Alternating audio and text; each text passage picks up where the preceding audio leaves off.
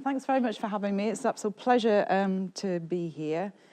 What I'm going to start off with is just sort of talk you through concepts of social media and look at some of the barriers. I always like to start with the premise that not everybody is confident in social media. So some of you in the room will think, you know, this is just ordinary stuff, I'm doing it already. But I'm really, really conscious of the colleagues that are wary, reticent, even quite, you know, scared to get started with any kind of social media. So we'll talk about a bit about the barriers and then move through to some examples of things that I've done as a lifelong learner, because we're all learners, using social media for my own CPD, and then moving on to some projects that I've done with students. Okay. So just starting off, social media is not one single channel. It's a collection of technologies, and this is a quote from Parrish: from social networks to blogs, ratings and reviews to full-blown communities and everything in between that allow people to connect with each other, whether that's friends connecting with friends, consumers connecting with brands, or employees connecting with each other.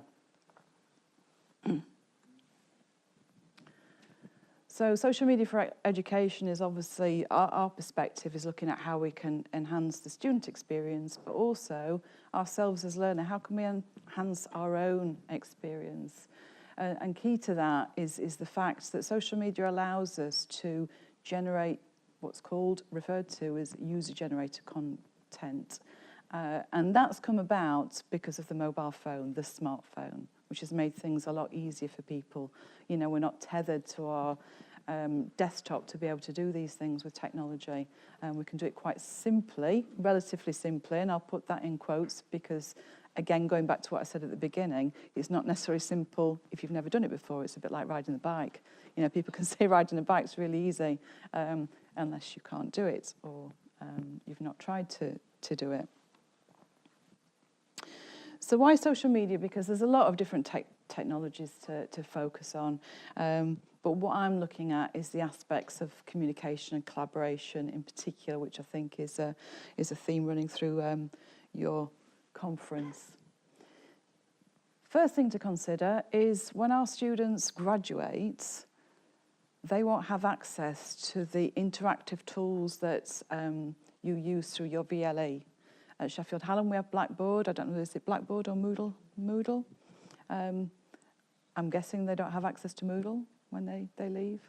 So it's really important that we help students see what the affordances of technology are, to look at connecting with others, communicating, curating information, collaborating, and creating content that they can showcase their own work.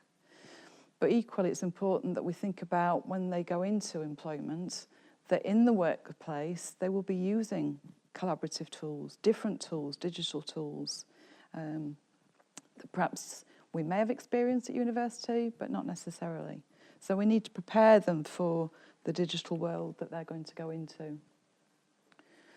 So looking at this report from Nesta, it's saying that it's really important that we focus on technical skills. And by technical skills, I don't necessarily mean that you've got to be coding, programming, and that kind of thing. It's about the communication and collaboration tools. And that's going to help everyone if we're all on board with that. So from the Harvard Business Review blog, the call for social skills, soft skills, emotional intelligence, and the like isn't something new. Employers are constantly stressing the need for workers who can collaborate and communicate in teams. And yes, that's face-to-face. And things like presentation and group work is really, really important. But it's also important to think how they can collaborate online, digitally. And social media facilitates that communication across boundaries. So when we go out into the world of work, when our students go out into the world of work, they're not necessarily just going to be communicating with people within their own office, their own organisation. It could be nationally, it could be internationally. And this is where the digital tools come in, whether it's web conferencing, you know, using the tool of choice of that organisation or picking up a Skype conversation. It could be preparing students for applying for jobs using Skype or Google Hangouts or whatever the chosen tool is. And one of the things that we need to think about is, are students actually confident in doing that? We know that there's been telephone interviews for years and years and years, but increasingly the Skype interview is a way that you can see those interactions, the visual cues, the eye contact. And unless students practice that and record themselves and review that, then they don't pick up the things like not looking at the actual camera. So if you've got your laptop, your webcam, if you're looking down, the perception is that you're not giving eye contact to the person that you're actually talking to.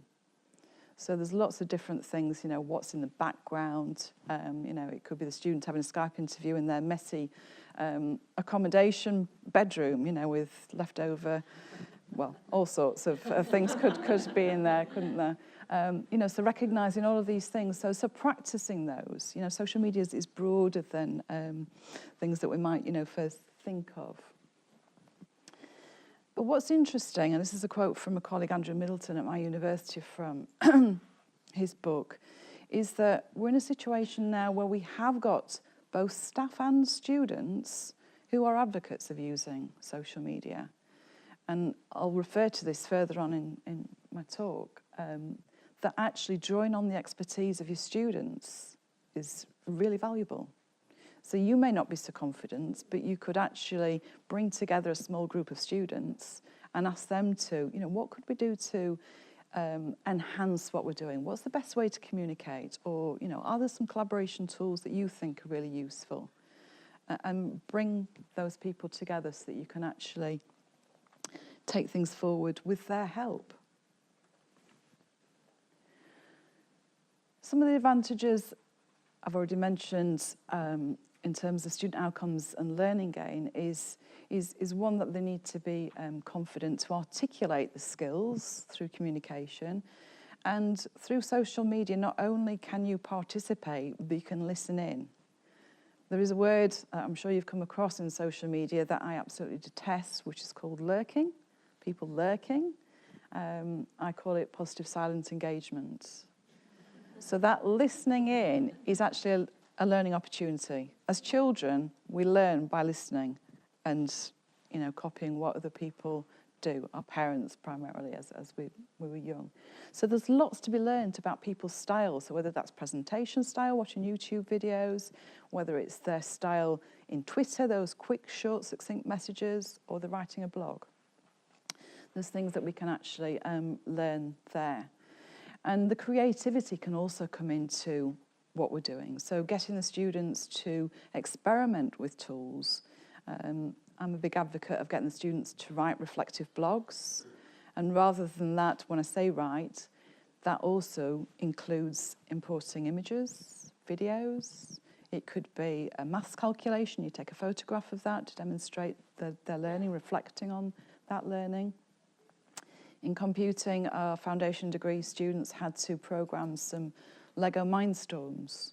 So part of that process was, how they built that together, how they worked as a group to actually, solve some of the problems that they had to get this thing together and to make it work. And then they had a race. They filmed that and put that YouTube video into their blog and reflected on their contributions. What would they have done differently if they were to do that again? So that reflection is really quite important. So rather than it just being 500 words, which, I don't want to typecast, but our students find quite difficult just plain writing. That recall is quite good if you've got the multimedia. And then taking that further, there's an opportunity to experiment with lots of different social media tools, which is across the top. So that could be audio, video, curation tools. If the students have got an opportunity to have a sandbed where they can practice using these things and reflecting on them, then there's a potential to move the best work and put that on a platform, something like LinkedIn, which is, for most of us, the go-to these days, professional social networking site, which I would recommend that all students and staff have a page, their profile. So LinkedIn has grown absolutely massively. It's a space now where recruiters look for their employees. You know, the days have gone by when, you know, I can remember first looking for a job, I'd buy the Sheffield Telegraph on a Friday because the insert was the jobs page. That's where you found your jobs. And yes, they're online, there's job sites. But what they found with LinkedIn, with a professional version that they can, you know, pay extra for, they can search for you. So they can find students that are looking for placements. They can find graduates for graduates jobs at the end of it. But only if those good keywords are in those students' profiles. But equally, from your own perspective, I think it's really valuable to have a profile. From my own career, it was a game changer. It's given me invitations to speak abroad. I was invited to go to Barcelona for 4 days to speak in their research centre about how they could use social media to showcase what they're doing. And it was at that moment, it was like imposter syndrome, you know, I'm invited to another country, what do I know? You know, I'm just this ordinary teacher that's, you know, doing some things that I enjoy. But it was an incredible experience for all of us. And that happens because they searched through LinkedIn for digital scholarship. And I happened to have done a presentation at Reading the year before for Julie on digital scholarship. So just to retrack, I put my presentations and I will share it through Twitter, and I'll share it with Claire as well, onto SlideShare. Has anybody come across SlideShare?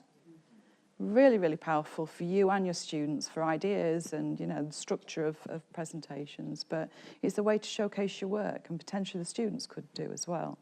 And then that links into your LinkedIn profile.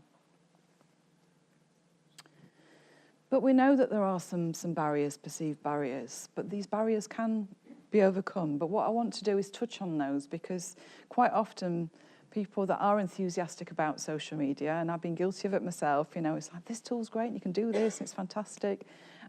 Actually, you know, there's some things that we need to unpack first. And the first thing that I get out of the way is the facts, you know, which I'm sure a lot of you already know, but, you know, social media extends beyond Facebook. Facebook is still used by students. Yes, they're moving to other tools. Snapchat. Does anybody use Snapchat? I still don't get it.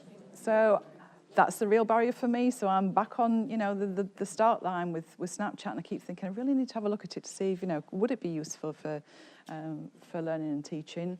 I've got colleagues that, you know, do use it really well, but not sure. So there's Snapchat and there's Instagram, which is really popular. And, you know, I've heard stories, particularly in the arts and designs, visual kind of things that you can showcase, absolutely fantastic. And you can curate things through hashtags. So if you search for a hashtag, which is the hashtag £sign and a particular word, so it's useful to bring things together.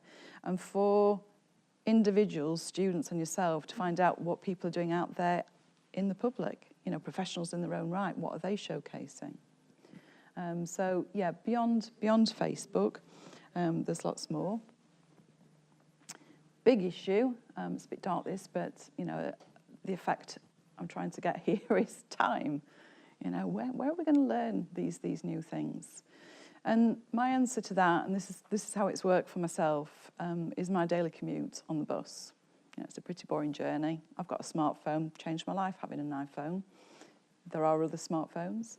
But, you know, I can take that time to dip into the social media, to learn a little bit. I can guarantee that every single day I'll learn something new, because somebody will have shared a link to something relevant to learning and teaching. So it's mostly Twitter that I dip into. But, you know, LinkedIn, there's updates there. People share things on Facebook. You know, you might be connected to colleagues in Facebook. So there are ways to overcome time. The other one is that, okay, I'm going to invest my time learning this particular tool. So for me, back in my mind, I was thinking, you know, do I really need to learn Snapchat? Is that just going to fall off the edge, you know, because something else is going to come in? Do I want to invest my time in that? So there is a little bit of that, but then, you know, tools also stay with us. LinkedIn's still here, Twitter's still here, and if it's valuable to you, then it's worth doing. There's been a number of different surveys in terms of looking at barriers. So this is one that was done in the States back in 2012. They did it for a couple of years. So some of the barriers that they brought up, integrity of student submissions. Well, that happens wherever you're going to put your work. Concerns about privacy. Yeah, and there are. And that's conversations that we need to have with the students. So rather than ban it, let's bring it out into the open and think about the things that we do share and things that we don't share. So have those conversations with students. Separate course and personal accounts. Yes, you can do that. One of the issues that sometimes comes up with regards to students, particularly international students, is their reticence not to have a profile because they don't want this to be seen back home. Certainly in China, you may be aware that there's a lot of social media that's banned. They have their own variations on that, but they're quite closely monitored. So, there is the potential to have pseudonames, creating a pseudo email address. You can create a Gmail address really easily, so the students aren't divulging information. If you felt that that was something that they wanted to do, there's got to be that choice. Grading assessments, inability to measure effectiveness, lack of integration with the learning management system. Yeah. Takes too much time to learn or use, lack of support in the institution. So there's a lot of things in there to impact. What you can do, certainly with Blackboard, I will use a lot of different tools. Some of them you can actually embed into the Blackboard using HTML code, which sounds hard, but ask somebody that's slightly techie, it's literally is a copy and paste and just looking at a different version of embedding. Or having some links to it. So your VLE is still your gateway in, but here's some more interesting things that we can do. But for the people that can't access it, don't want to access it, then they can find the information still from your Moodle site. And in terms of support, as I mentioned earlier, it's really a case of bringing together like-minded people within your group, your teaching group, or even your students, and that's what I've done. We've learned together, and that can help. So Ray Hunko, he just came back and critiqued actually sort of some of these surveys, particularly on the positive side, the small amounts. It's something, in America they tend to do more surveys than we do here. I think we need to really sort of revisit the landscape in terms of what people are doing, what they think is useful. Because if it was a wide enough survey, it could give people even more confidence and ambition to have a go. And there's a lot of people using terminology, I think, in terms of people's confidence using technology. And it's so important that universities support the staff that are on the starting blocks, because there's a lot of people really interested in trying things, whether it's social media or any other type of technology to enhance learning and teaching. And this is going back some years. In 2000, she was talking about the reticence to using technology. And a larger version, because you can't read that, is an adaptation of her pencil metaphor, which talked about the people at the sharp edge, the people that were hanging on, they attend things, but they actually never bring it into the practice, and the people that will just never change.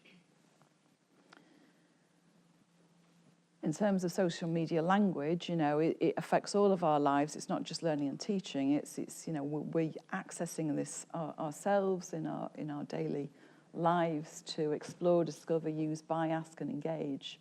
And Forrester did some research looking at how people are referred to. So on one end of the spectrum, we've got the stars, and then we've got the skippers and snackers, the people that don't engage. And you might have come across Roger's Diffusion of Innovations, that talks about the innovators, great, nice people, the laggards, really bad word now. you know, and the skeptics to the enthusiasts. And if we take away from the language that's used, because I don't think it's helpful, we just need to recognise that there are people that need support and help. And the only way that we can do that is to work together. And in the scheme of things, social media is still new. You know, if you think back, LinkedIn, I think, came in 2002, Facebook 2004. It's relatively new. And communication's hard. All communication's hard, whether it's online, face-to-face. Particularly online, there are extra issues to think about because you don't have people smiling or frowning or, you know, using the hands that give an indication of whether they're understanding things. And there's an interesting piece of work starting to emerge now about students' use of emoticons in the way that they express themselves. You know, we've gone through the text speak, which reduced words to half the size. That was primarily because everybody had to pay for their own texts on the mobile phones originally, and you only had 160 characters. So they learned to be creative. If you're paying for a text, you got that message clear in there. And of course, emoticons now can tell all sorts of different stories, so that's going to emerge. But going back to the late 1800s, when the telephone was invented, you know, the statement, one day every major city will have one phone, was said. But I was reading something around, you know, the terminology in there. What are we going to say in a telephone call? So those conversations were going on then. So Alexander Bell said, you know, he initially said, well, we should start it with ahoy, which is used on ships. And apparently it's credited to Thomas Edison that the use of hello was brought in. And some of the conversations that I have with people, they say, you know, I'm quite interested in Twitter, but I don't know what to say. I don't know how to phrase it. And there's only X amount of characters. It was 140. It's now 280, which, you know, gives you a bit more slippage. But these are barriers. And again, I would go back to the fact that we learn by listening. I just watch people. You know, you do that within meetings. You do that, you know, if you're learning online. Listen to people. It's exactly the same online and through social media. You can learn a lot from individuals. So there are important considerations. And yes, there are the opportunities for those that are at the stage where you can use social media. Ease of use, if you've got the devices. There's a whole debate around, you know, has everybody got a device? What I would say, if you are going to use devices in learning and teaching, find out if anybody hasn't and you pair students up. You know, there's a way to overcome that. But the concerns for some is the loss of control, identity management, where does the data go? It's another system to learn, vulnerabilities. You know, these are really important conversations to have, you know, and we need to discuss it. It's no good saying, no, it's too dangerous, just put it to one side, because the students are going to do it anyway. And it's going back a few years now, but we were approached from the nursing and midwifery, sort of health and well-being areas of our university. The students were actually getting into trouble because of the way they were using social media. They're out on, you know, placement within hospitals and so on. And their social media profiles were open, they were saying things, they were sharing experiences that they shouldn't because of, you know, privacy. So, you know, equally in education they had concerns, but it's the same for anybody, any students. We need to let them know, you know, what's a good profile, what's a bad profile, things to avoid, and have those conversations.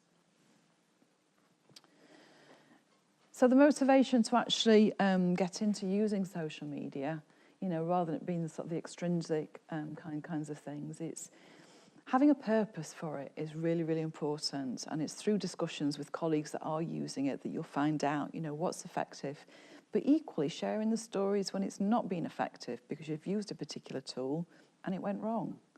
You You know, there are concerns with some tools people are using, students will be using anyway. WhatsApp, for example, on the mobile phone. You can create group conversations. Treading carefully on that one, because if you were to then be part of that group, you know, are you showing your mobile phone details? So you need to work through these things and address them, given the sense, you know, the situation. And it's about scaffolding. You know, I mentioned sort of learning to ride a bike before. You know, you start with your stabilisers. Well, I certainly did. I think if I went on a bike again, I'd have them back on. That's by the by. You know, it's really important that we provide scaffolding, both for our students and staff that are willing to take something on. You may work in course teams, you know, co-teaching together and have one member that's really enthusiastic, and you're thinking, oh my God, this is just the scariest thing I've ever thought I'd, you know, be asked to do in teaching. You know, work together to build on that and help each other. And this was created back in 2010, so it's a ladder really of interactions with technology, social technologies. So you might start just listening in, reading blogs, listening to podcasts, watching video, YouTube videos, reading online forums, ratings, tweets, or whatever it is, the social media. But then over time, and it does take time, and I wasn't confident right from the word go, completely the opposite. But, you know, as I mentioned, you know, listening in is really important.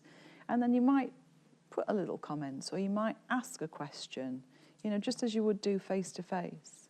And then before you know it, there is the opportunity to publish a blog. I was asked to go into journalism some years back now to help them teach their students how to use social media. You know, they were a little bit reticent. You know, they're still doing shorthand, the notebook, all very important as journalists, but there was this worry about social media. No, we've got to get onto this because, you know, we can see other people are using it. And that's where I developed the blog. So I was teaching students how to create a blog, so I decided to do one myself. And then people said, well, how do you do this? So I started writing a blog post about how to do that particular thing related to social media for learning, and that's kind of how it's developed. You know, it could be a how-to in your own discipline. It could be the students doing that. And certainly some of our students have been headhunted because of their social media presence, you know, having a blog, talking about the work, showcasing their achievements. So what I want to go into now that we've addressed some of those barriers, and, you know, we could talk on and on about, you know, the things that then there could be other barriers, I'm well aware of that, is the 5C framework, which is something that my colleague Christina Rancy and myself put together back in 2014. We decided actually at the train station, following a CEDA conference, to look at developing a short course, 5-day course called Bring Your Own Devices for Learning. And we came up with this framework, the 5 C's, which is connecting, communicating, curating, collaborating, and creating. And the theme for each day was one of those. So we created a blog, there was all sorts of different activities. If you want to have a look at it, it's running again in January. It's been running since 2014. Some other colleagues from other universities have taken it over, and they lead on it now. But essentially, over 5 days, there's activities and there's a tweet chat each evening, exploring questions around these particular themes. So connecting, why that's really important, obviously, in social media, it's fantastic. It broadens your horizons. You know who you know within your own institution and friends, but you can easily connect with people. You know, if you go to a conference, an event, you can connect with them online. Your students, you can connect with them. Very powerful for alumni. You know, if you're connecting with those students, you can bring those back. They may even offer suggestions for placements. So a LinkedIn group is really powerful for all of those things. And through those people, you know, discovering new information, ideas. Communicating, it's an opportunity both to listen, as I've mentioned, have a multi-way dialogue, but also it's open sharing. So seeing what other people are sharing and doing, but also showing your good practice is really powerful through social media. Curating focuses on how we can filter things. So there are a number of different tools where you can actually bring content together, and that's useful. So it could be through Instagram and hashtags. It could be a Pinterest, which is a virtual notice board, bringing things together. There's all sorts of different tools, and using those to share with other people the things that you've curated, and signpost things around learning and teaching, or your students taking part of that. You know, it could be a group project. Collaborating, absolutely important. You know, the co-construction of information. You know, I would never write a joint paper without using Google Docs now, Google Drive. You know, you can see what's happening, you can work synchronously, asynchronously, send each other comments, questions through that, really powerful. You know, and it's supportive within there because you can use those chat facilities as well as the tool itself, and you can do that publicly and privately. And creating, as I mentioned, you know, the mobile technology has got easier. It's not there yet for all things, but you know, we can create our own information and be playful with that as well. And you know, it is that bringing it back to collaboration, both from a learning perspective as well as the convenience that is going to make the difference. You know, doing that in isolation is much harder, I would suggest. So just moving on finally to an example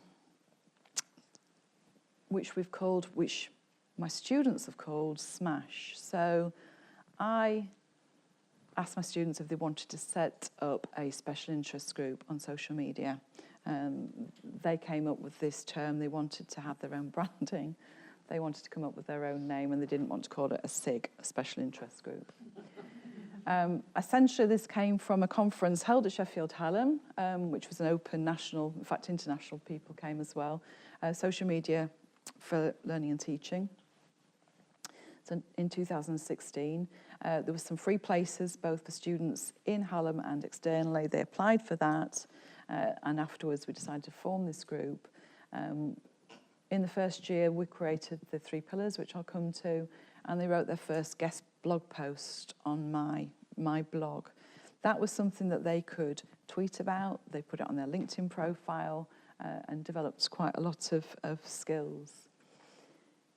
So the framework that we came up with for looking at social media was that we can use social media in 3 distinct places. So learning activities, so in the classroom, so communication and collaboration, and beyond the classroom, because obviously we can use that in and out.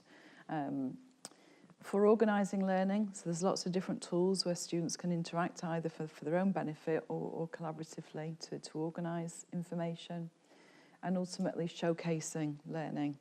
So building up that online profile, that digital profile. As rest assured, when students or any of us are applying for jobs, what do people do? They Google you. And I can tell you now that your social media is going to rank on that first page way above anything else that you might expect. Google yourself. If you don't do it regularly, do it. And then you can actually change that. It can make a big, big difference positively if you know what's out there. So that professional online presence is really important for the students. And just moving on, lastly, things that they've actually achieved in the second year. So there's the 4 students in the second year. 1 student that went out on placement continued because they could communicate using either FaceTime or Google Hangouts and Skype. They enrolled 3 more people that were final year students and a second year student, and one of the students of the first year went straight into the final year, so she led it.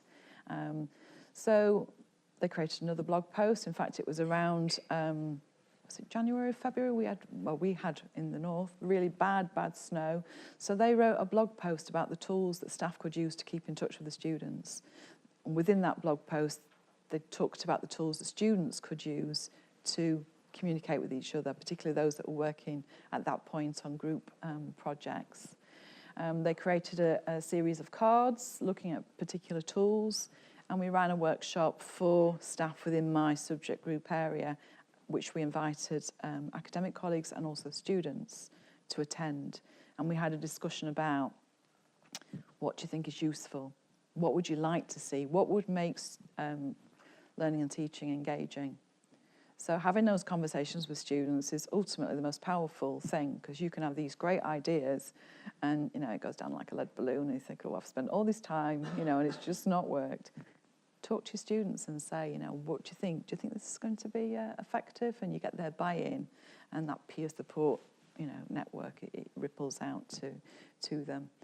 And they're in the process of creating a website. So there is some things on there. It's not public at this stage, but when the new cohort come back in this academic year in a couple of weeks, we'll step this up again. So there'll be some new people, and it'll be a resource that they can develop.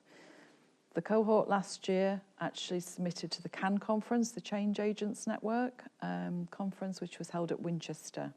We got up super early because it's a long way from Sheffield, but we went for the day to present, so I could take all 5 because of the cost. We couldn't stay overnight and attend 2 days of a conference. Fantastic. It's on their CV. They've talked about it, tweeted about it, and I think it was really useful. And, you know, their comments, the research that we've written up actually, in fact, we're just waiting for an email. We've actually submitted an article for the journal, so we're just hoping that that case study is accepted. And that's all there's time for, I'm afraid, today, but I would really welcome questions, and thank you for listening.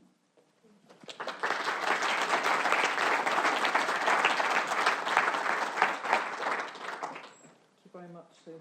So we do have, we've got about 10 minutes actually, 5-10 minutes, so take the opportunity. Any questions for Sue? Fire away. One question, Sue. In a controlled environment like a classroom, Mm-hmm. And with it being one of the functions of the university to challenge concepts and push boundaries and things, sometimes you have students perhaps who might inadvertently express prejudice, for instance. In a classroom, you can counter that and you know, defend various aspects of sort of social standards and stuff. If it's out there in a sort of external source, how would you perhaps counter a clearly sort of ill-advised opinion when it's on social media? It tends to be escalated. You know, these things, you know, you might not see it yourself as a tutor, you know, and your students. Another student might see it first, and that would filter back. We tend to address it at our university. It gets escalated, and it's asked to be taken down, depending on the context of, you know, sometimes it's just a conversation. You're a bit offline here. When it's to the extreme, yeah, it's asked to be taken down. You have that conversation with them. It is a learning experience, you know, but that experience of being brought in can, you know. So that informs the security that you have on there. Yeah. You know, and we have to realise that whether it's in the pub that other people can hear it, you know, that kind of language is happening. Yes, it's public and people can take that, and we well know that the press can get hold of these things. You know, it doesn't take a second, does it, to take a screenshot and use it. Which brings me back to having those conversations with the students. It's really important that we take responsibility across all courses, you know, that we have those conversations at some point, because the students need to realise that their digital footprint, because they will have been on social media in most students, shape or form, what story is that going to tell? And they need to be aware of that. And, you know, I've had the conversation many times with students, and, you know, they get really shirty, you know, employers shouldn't be looking at my profile. Well, it's public. If you've got your Facebook and it's public, they can see it. You know, the situation, and there has been some in the press where employers have said, I want you to log into your Facebook, I want to see what's in there. My advice is you don't want to work with that employer. That's completely different. But the public stuff, yeah, it's there. And, you have to give them the hard facts that you may never hear from them. You may never know why you didn't get a reply to that job application. But, just have a look at your profiles. But flip side is, why it could be beneficial to, Some of the social media sites are very sophisticated, commercially run organisations, and there's an old saying, isn't there, in marketing, if it's free, that's because you're the customer. And they also have a lot of sophisticated algorithms which are, regardless of what you think, tracking everything you're doing. How do we make our students aware when they're up against a very, very sophisticated, high-tech data collection process, that this is what they're buying into when they use what is ostensibly free social media? Again, it's having the conversation. It is. It's having those conversations, and saying, what do you think about it? What information are you actually giving away? It's very easy within the post itself, and it depends whether your profiles are open or shut, or even if they're closed and private. We're fully aware that, everything that we Google, it's gathering that information. Wherever we are on our devices, unless you're switching it off, it's tracking your location. There's the tools that you can buy. Is it Alexa? The new things? You can ask it for all sorts of information. Well, if it can hear that, it can hear everything that you're saying. Who's collecting all of that data? It is a scary, scary time, and there is no simple answer to it, but having a conversation about what information you give away. And we've had students actually in film and media production, animation, create short videos about things like, saying, I'm going on holiday, and I've got a laptop being delivered, and telling these kind of stories, giving information away, things you might talk about within social media that actually people can see, and, pull a few threads together, and it's like, oh, great, we'll come and rob your house, and, all these kinds of things. But, it's conversations, and how you do that in your discipline, it can vary. You can be quite creative about that. But they, as I say, they created some animations which were then used with other students. But it's a very, very hot topic, hot potato even. It's peer pressure, isn't it? Because a lot of students will feel pressurised by not wishing to be excluded from the conversation, but not necessarily understanding the potential consequences. Just thinking, my background is education, and we're always trying to impress upon teacher trainees that they really do need to be cleaner than clean. Absolutely. Because head teachers do Google you before they interview you. Yeah. But sometimes the message they don't understand the sophistication of the technology behind what they're doing. What I found helpful in that situation is having some examples from the press. Search from, this is what's happened. They've had their Facebook open, they've said these things, this is the outcome. A prime example was actually at Doncaster Airport, somebody threatening to blow Doncaster Airport. I don't really remember that some years ago because it was snowing. It was a joke, but at that particular time, they made an example of that individual, and that has probably ruined a good part of his career. I'm sure he'll be able to pick it up, but, having some examples I think is quite helpful. And then discussing it, what should have been done, what were the issues, and getting the students to come up with the solutions. And for teaching, for nursing, and maybe other areas, as I said, there is the option of, if they really want to use the tools, having pseudonames. Yes? In terms of using blogs as a learning tool, could you recommend WordPress? I like WordPress simply because our Blackboard blogs aren't, they don't have as much creativity, you can have your templates and everything. So WordPress is a good one. We use it extensively actually across the university for staff as well, for groups, creating a blog, it's easier than having to create a page on a website. And for the students, they can choose to create sections. Well, they can have a practice blog that's private, they can make it public, they can have shared blogs. In areas like journalism, it's really powerful, and it's been, exceptionally helpful for students' career progression, yeah. I think that's the appeal, that you could collaboratively create that with students. Yeah. Privacy settings on, Yeah. monitor it, and then make it public Yeah. and use it. because you can have it as semi-closed. They can invite you in, and they can have that practice space looking at information. So with respect to GDPR, how have you found that's affected your role using social media? Because I know that Google doesn't abide by those rules, and I know WordPress is one of those that also doesn't. It's not affected it. We're working with